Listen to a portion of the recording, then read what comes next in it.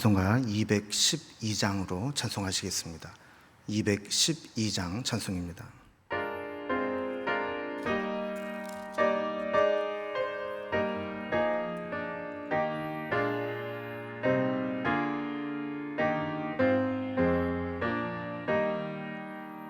겸손히 주를 섬길 때 괴로운 일이 많으나 구주여 내게 힘주사 잘 감당하게 하소서. 인자한 말을 가지고 사람을 감화시키며 갈 길을 잃은 무리를 잘 인도하게 하소서. 구주의 귀한 인내를 깨달아 알게 하시고 굳건한 믿음 주셔서 늘 승리하게 하소서. 장래의 영광 비추사 소망이 되게 하시며 구주와 함께 살면서 참 평강 얻게 하소서.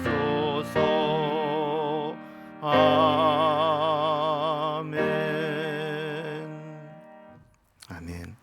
하나님 말씀 구약성경 이사야서 50장 4절에서 51장 8절까지 말씀입니다. 이사야 50장 4절에서 51장 8절까지 말씀을 제가 봉독하겠습니다. 주 여호와께서 학자들의 혀를 내게 주사 나로 곤고한 자를 말로 어떻게 도와줄 줄을 알게 하시고 아침마다 깨우치시되 나의 귀를 깨우치사 학자들같이 알아듣게 하시도다.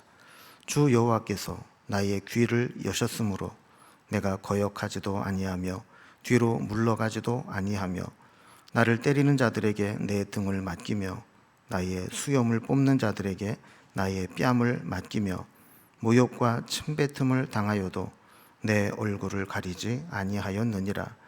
주 여호와께서 나를 도우심으로 내가 부끄러워하지 아니하고 내 얼굴을 부싯돌같이 굳게 하였으므로 내가 수치를 당하지 아니할 줄 아노라. 나를 의롭다 하시는 이가 가까이 계시니 나와 다툴 자가 누구냐? 나와 함께 설지어다. 나의 대적이 누구냐? 내게 가까이 나아올지어다. 보라, 주 여호와께서 나를 도우시리니 나를 정죄할 자 누구냐? 보라, 그들은 다 옷같이 헤어지며 좀이 그들을 먹으리라. 너희 중에 여호와를 경외하며 그의 종의 목소리를 청종하는 자가 누구냐? 흑암 중에 행하여 빛이 없는 자라도 여호와의 이름을 의뢰하며 자기 하나님께 의지할지어다. 보라, 불을 피우고 횃불을 둘러띈 자여, 너희가 다 너희의 불꽃 가운데로 걸어가며 너희가 피운 횃불 가운데로 걸어갈지어다. 너희가 내 손에서 얻을 것이 이것이라. 너희가 고통이 있는 곳에 누우리라. 의를 따르며 여호와를 찾아 구하는 너희는 내게 들을지어다. 너희를 떠낸 반석과 너희를 파낸 우묵한 구덩이를 생각하여 보라. 너희의 조상 아브라함과 너희를 낳은 사라를 생각하여 보라. 아브라함이 혼자 있을 때에 내가 그를 부르고 그에게 복을 주어 창성하게 하였느니라. 나 여호와가 시온의 모든 황폐한 곳들을 위로하여 그 사막을 에덴 같게 그 광야를 여호와의 동산 같게 하였나니 그 가운데에 기뻐함과 즐거워함과 감사함과 창화하는 소리가 있으리라. 내 백성이여 내게 주의하라. 내 나라여 내게 귀를 기울이라. 이는 율법이 내게서 나갈 것임이라. 내가 내 공의를 만민의 빛으로 세우리라. 내 공의가 가깝고 내 구원이 나갔은즉 내 팔이 만민을 심판하리니 섬들이 나를 앙망하여 내 팔에 의지하리라. 너희는 하늘로 눈을 들며 그 아래의 땅을 살피라. 하늘이 연기같이 사라지고 땅이 옷같이 헤어지며 거기에 사는 자들이 하루살이같이 죽으려니와 나의 구원은 영원히 있고 나의 공의는 폐하여지지 아니하리라. 의를 아는 자들아, 마음에 내 율법이 있는 백성들아, 너희는 내게 듣고 그들의 비방을 두려워하지 말라. 그들의 비방에 놀라지 말라. 옷같이 좀이 그들을 먹을 것이며 양털같이 좀벌레가 그들을 먹을 것이나 나의 공의는 영원히 있겠고 나의 구원은 세세에 미치리라. 아멘. 구약에 우리 하나님은 하나님의 종들을 통해서 하나님의 백성들에게 말씀하시고 그들을 인도하셨습니다. 하나님의 종을 세우실 때에는 먼저 하나님의 종을 깨우치시고 그들에게 학자의 혀를 주셔서 하나님의 백성들에게 꼭 필요한 말씀들을 전해주도록 인도하셨습니다. 문제는 우리가 하나님의 종을 통해 주시는 말씀을 믿고 믿음으로 받고 따르느냐, 그렇지 않고 여전히 내 마음대로 살아가느냐에 따라서 우리의 결과는 완전히 대조적으로 맞이하게 됩니다. 오늘 본문에 보면 먼저 사람들의 반대에도 불구하고 하나님의 말씀의 사명을 감당하는 종에 대한 이야기, 그리고 그가 전하는 말씀을 청종하기를 권면하는 이야기, 그리고 그렇게 할 때 회복을 약속하시고 위로하시는 하나님에 대한 이야기, 주로 세 말씀으로 기록되어 있습니다. 먼저 첫 번째로 하나님이 세우신 종이 하나님의 말씀을 전하는 사명을 받는데 백성들이 그 말씀 받아들이지 않고 반대함에도 불구하고 어떻게 그 말씀의 종으로서 사명을 감당하는가에 대한 말씀을 전하고 있습니다.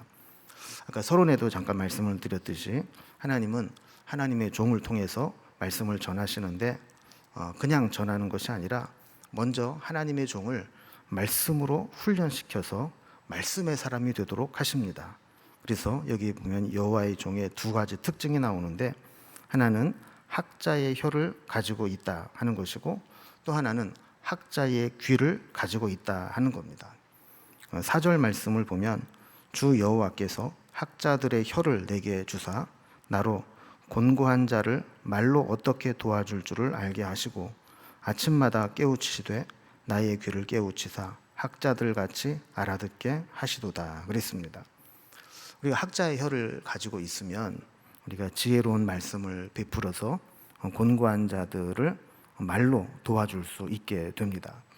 그런데 이 학자의 혀로 곤고한 자를 도와주려면 먼저 하나님의 말씀을 듣고 깨우치는, 말씀을 알아듣는 학자의 귀가 필요하다라는 겁니다. 그래서 아침마다 깨우치시되 학자같이 알아듣게 하신다 그러면서 하나님의 말씀을 깨우쳐 알게 되면 어떤 상황에서든지 하나님의 뜻이 무엇인지를 깨닫게 된다라는 거예요. 그래서 5절 말씀을 보면 선지자는 하나님께서 자신의 귀를 열어주셨고 그래서 그 주신 말씀을 거역하지 않고 그 말씀에서 뒤로 물러가지도 않았다 이렇게 고백합니다. 이 말씀은 하나님께서 내게 깨우쳐 주시고 알려주시는 말씀에 전적으로 헌신하고 순종했다는 겁니다. 그런데 문제는 하나님의 종으로 하나님 말씀을 받아서 그대로 전하는데 늘 환영을 받는 것만은 아니었다라는 거예요. 특히 완악하고 패역한 자들에게는 하나님 말씀을 전할 때 심한 거부감을 갖게 하고 심한 경우에는 말씀을 전하는 자에게 박해와 모욕을 가하기도 했습니다. 6절에 보면 나를 때리는 자들에게 내 등을 맡기며 나의 수염을 뽑는 자들에게 나의 뺨을 맡기며 모욕과 침뱉음을 당하여도 내 얼굴을 가리지 아니하였느니라 그랬습니다. 마치 예수님의 고난을 연상케 하는 말씀입니다. 자기의 잘못을 지적할 때 비록 듣기 싫은 말이라 할지라도 사실 눈 한번 찔끔 감고 그 말씀에 순종하고 잘못에서 돌이키면 살 길이 생깁니다. 그런데 교만하고 강팍한 자는 자기에게 듣기 싫은 말을 하면 아무리 옳은 이야기를 할지라도 받아들이지 않고 오히려 그 말을 해주는 사람에게 아주 패역하게 몹쓸 짓을 하는 것을 보게 됩니다. 그래서 하나님의 종은 말씀 사역을 하게 될 때 늘 은혜 받았다, 아멘, 말씀 좋습니다, 이런 얘기만 듣는 게 아니라 이렇게 모욕을 당하고 핍박을 받는 것도 감수해야 된다라는 거예요. 그러나 하나님은 그렇게 될 때 그냥 우리를 그 고난 가운데 버려두는 것이 아니라 하나님께서 도우신다라고 말씀해요. 그래서 7절 말씀을 보면 주 여호와께서 나를 도우심으로 내가 부끄러워하지 아니하고 내 얼굴을 부싯돌같이 굳게 하였으므로 내가 수치를 당하지 아니할 줄 아노라 그랬습니다. 우리가 하나님의 일을 하면서 고난을 당하면 하나님은 그냥 우리를 내버려 두는 것이 아니라 그럴수록 우리를 더 크게 도와주시고 우리를 더 굳건하게 세워주시고 더 큰 믿음으로 인도해 주십니다. 그래서 결국에는 하나님이 우리를 보내신 뜻을 이루게 하신다라는 겁니다. 마치 우리 부싯돌같이 아주 단단하게 굳건하게 만들어 주시면서 하나님이 우리를 도와주실 것이다 라는 것을 말씀하는 거죠. 이렇게 하나님의 도우심을 받고 나면 어떤 상황에서도 하나님 말씀을 담대하게 선언할 수 있습니다. 그래서 8절에 보면 나를 의롭다 하시는 이가 가까이 계시니 나와 다툴 자가 누구냐? 나와 함께 설지어다. 나의 대적이 누구냐? 내게 가까이 나올지어다 그랬습니다. 하나님이 나에게 말씀을 주신 것을 내가 전하고 하나님의 뜻을 감당하려고 한다면 나와 다툴 자가 누구겠느냐는 거예요. 나의 대적이 누가 될 수 있겠느냐는 거예요. 한번 가까이 나와서 함께 겨뤄보자라는 겁니다. 결국 우리에게 있어도 문제는 믿음입니다.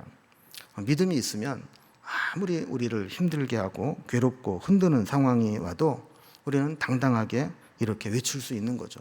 내 대적이 누구냐? 나와 맞설 자가 누구냐? 다툴 자가 누구냐? 나와봐라. 이렇게 말할 수 있는 것인데 믿음이 없고 하나님의 뜻대로 하지 않으면 조금만 힘든 일이 있어도 흔들리게 되는 겁니다. 9절도 마찬가지입니다. 보라, 주 여호와께서 나를 도우시리니 나를 정죄할 자 누구냐? 보라, 그들은 다 옷같이 헤어지며 좀이 그들을 먹으리라 그랬습니다. 하나님의 뜻을 행하는 자는 담대함이 있어요. 마침내 마지막에 이기게 하실 것이다. 하나님이 도우시기 때문에 누가 나를 정죄한다 할지라도 나는 거기에 넘어지지 않는다. 그러나 하나님을 떠나서 대적하는 자들은 옷에 이 좀미 쓰는 것과 마찬가지로 다 헤어지고 시간이 지나고 나면 다 이렇게 망하게 된다는 거예요. 그래서 두 번째 주제로는 말씀을 믿음으로 받고 순종하기를 권면합니다.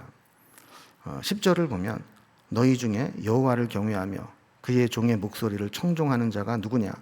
흑암 중에 행하여 빛이 없는 자라도 여호와의 이름을 의뢰하며 자기 하나님께 의지할지어다 그랬습니다. 그러니까 우리가 아무리 흑암 중에 있는 것처럼 앞이 캄캄하고 힘든 시간들을 보낸다 할지라도 여호와의 이름을 의뢰하고 하나님께 의지하고 하나님의 말씀에 청종하는 자는 살 길이 생긴다. 하나님이 도와주신다라고 권면하는 겁니다. 11절에 보면요. 보라, 불을 피우고 횃불을 둘러 띈 자여 너희가 다 너희의 불꽃 가운데로 걸어가며 너희가 피운 횃불 가운데로 걸어갈지어다. 너희가 내 손에서 얻을 것이 이것이라. 너희가 고통이 있는 곳에 누우리라. 여러분, 여기에 불을 피우고 횃불을 둘러 띈다라고 하는 것은 하나님이 없이 자기의 힘과 자기의 능력과 자기의 노력으로 모든 것을 자기 뜻대로 살아가는 것을 의미합니다. 하나님의 의지함도 없고 말씀도 듣지 않는다는 것이죠. 그래서 자기가 이룬 그런 작은 성공, 이런 불을 피우는 것 같은 그런 작은 밝히는 것들을 만족하는 자가 있을 수 있는데 해보라는 거예요.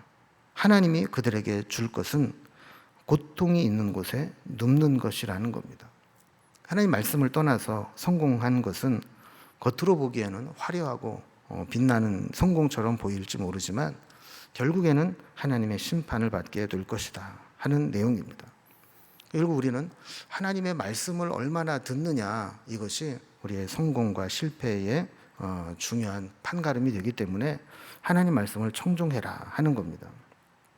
자, 마지막 세 번째로 이제 51장으로 넘어가면 51장 1절에서 8절까지는 우리가 하나님께로 돌아오면 비록 이전에 고통이 있는 곳에 눕게 될지라도 하나님이 다시 회복시켜 주실 것이다. 그래서 말씀을 붙잡는 자는 하나님이 회복시킬 것을 약속하면서 위로해 주시는 장면이 나오게 됩니다. 그래서 1절 말씀을 보면 의를 따르며 여호와를 찾아 구하는 너희는 내게 들을지어다. 너희를 떠낸 반석과 너희를 파낸 우묵한 구덩이를 생각하여 보라 그랬어요. 여러분 여기 보면 떠낸 반석과 우묵한 구덩이 이런 비유를 사용하고 있는데, 여러분 채석장을 비유로 드는 거예요. 그래서 큰 바위가 있는데 이 바위에서 돌을 이렇게 떼냈어요. 그러면 이제 떨어져 나온 돌이 있고 돌을 떼낸 만큼 우묵히 파인 구덩이가 있지 않습니까? 이건 무엇을 의미하는 거냐면 이 큰 돌은 이스라엘을 이야기하는 겁니다. 그런데 그들 가운데에서 돌이 하나 이렇게 파내져서 바벨론의 포로로 끌려오게 된 것을 의미하는 겁니다. 자, 그러면 이게 무슨 의미냐 하면 채석장에서 돌을 떠냈다라고 하는 것은 뭔가 용도가 있기 때문에 돌을 캐낸 겁니다. 근데 만약에 이 돌이 작가의 손에 들어가게 되면 엄청난 가치를 지닌 작품으로 재탄생하게 됩니다. 하나님께서는 이스라엘 백성들을 마치 큰 채석장, 돌 바위에서 떼어낸 것을 하나님께서 포로로 비록 끌려가게 했지만 하나님 손에 있게 된다면, 그들이 하나님을 찾아 구하게만 된다면 이렇게 하나님 손에서 멋진 작품으로 재탄생돼서 올 수 있다는 것을 말씀하는 겁니다. 2절에도 보면 너희의 조상 아브라함과 너희를 낳은 사라를 생각하여 보라. 아브라함이 혼자 있을 때 내가 그를 부르고 그에게 복을 주어 창성하게 하였느니라 그랬습니다. 여러분 아브라함과 사라를 보면 하나님의 부르심을 받기 전에는 그저 다른 사람과 별다를 바 없는 그런 평범한 사람들이었습니다. 심지어는 자연적으로 보면 생물학적으로 아이를 낳지 못하는 그런 이제 불임의 문제도 있었죠. 그런데 하나님이 그를 부르시고 하나님의 사람으로 택하심을 입게 되자 그들은 이스라엘의 믿음의 조상이 됩니다. 그럼 이거를 생각하라는 이야기는 그렇게 아브라함과 사라와 같이 평범한 삶을 살았던 사람도 하나님의 부르심을 입고 은혜를 받고 하나님의 말씀에 믿음으로 결단을 하게 되면 평범했던 사람이 위대한 사람으로 변화됐던 것과 마찬가지로 우리도 하나님 말씀 앞에 결단하고 순종하면 그런 은혜를 주시겠다라는 거예요. 3절에 보면 나 여호와가 시온의 모든 황폐한 곳들을 위로하여 그 사막을 에덴 같게 그 광야를 여호와의 동산 같게 하였나니 그 가운데에 기뻐함과 즐거움과 감사함과 창화하는 소리가 있으리라 그랬어요. 하나님은 사람만 변화시키고 회복하는 게 아니라 그들이 살아갈 환경과 상황도 변화되고 회복된다라는 거예요. 그래서 모든 황폐한 곳들, 사막이 에덴 동산 같이 되겠고 광야가 여호와의 동산 같이 만들어 주겠다, 이렇게 약속하는 거예요. 문제는 우리가 하나님께 돌아가고 말씀을 붙잡느냐, 여기에 달려 있는 것이죠. 하나님은 이스라엘이 어떻게 해야 이런 하나님의 회복의 은혜를 경험할 수 있을 것인가, 여기에 대해서 4절에 이렇게 말씀합니다. 내 백성이여 내게 주의하라. 내 나라여 내게 귀를 기울이라. 이는 율법이 내게서부터 나갈 것임이라. 내가 내 공의를 만민의 빛으로 세우리라 그랬어요. 그러니까 이스라엘 백성이 회복되려면 하나님의 말씀에 귀를 기울여야 하고 하나님의 뜻대로 공의를 실현해야 된다라는 거예요. 여러분 우리는 하나님께 복받을 만한 변화는 가져오지 않으면서 복 달라고만 하면 하나님께서 거기에 복을 주실 수가 없습니다. 그러나 우리가 복받을 그릇을 준비하고 하나님 말씀에 귀를 기울이고 하나님께로 돌아가면 하나님의 은혜와 회복과 축복은 저절로 이어지게 되는 겁니다. 5절에서는 내 공의가 가깝고 내 구원이 나갔은즉 내 팔이 만민을 심판하리니 섬들이 나를 앙망하여 내 팔에 의지하리라 그랬어요. 하나님의 공의가 가깝다고 하는 것은 하나님께서 대적하는 자들에 대한 심판이 가까웠다는 것이고, 하나님의 구원이 나갔다라고 하는 것은 하나님 백성들을 구원하시기 위해서 하나님의 계획이 시행되기 시작했다라는 거예요. 우리가 하나님의 뜻대로 행하기만 한다면 하나님은 대적자들을 심판하고 우리를 구원하시겠다라고 약속하시는 거죠. 6절에서도 하나님의 심판이 임하게 될 때를 이렇게 말씀합니다. 너희는 하늘로 눈을 들며 그 아래의 땅을 살피라. 하늘이 연기같이 사라지고 땅이 옷같이 헤어지며 거기에 사는 자들이 하루살이같이 죽으려니와 나의 구원은 영원히 있고 나의 공의는 폐하여지지 아니하리라. 자, 먼저 하늘을 바라보라 그랬어요. 우리는 보통 하늘은 영원히 든든하다고 생각합니다. 그래서 불가능한 일을 할 때 하늘이 무너져도 하늘이 두 쪽 나도 이런 가정을 하죠. 그런데 하나님이 심판하시게 되면 그 하늘이 연기같이 사라질 수도 있고, 또 땅도 변함없는 것으로 든든한 것으로 알았는데 땅이 낡은 옷같이 헤어진다라고 말씀합니다. 뿐만 아니라 그 안에 사는 사람들, 아무리 떵떵거리고 권세를 자랑했던 자들도 하루살이같이 심판을 당하게 될 것이라는 겁니다. 자, 그런데 하나님의 심판에 이렇게 다 우리가 든든하게 믿었던 것들이 다 사라져도 예외가 있습니다.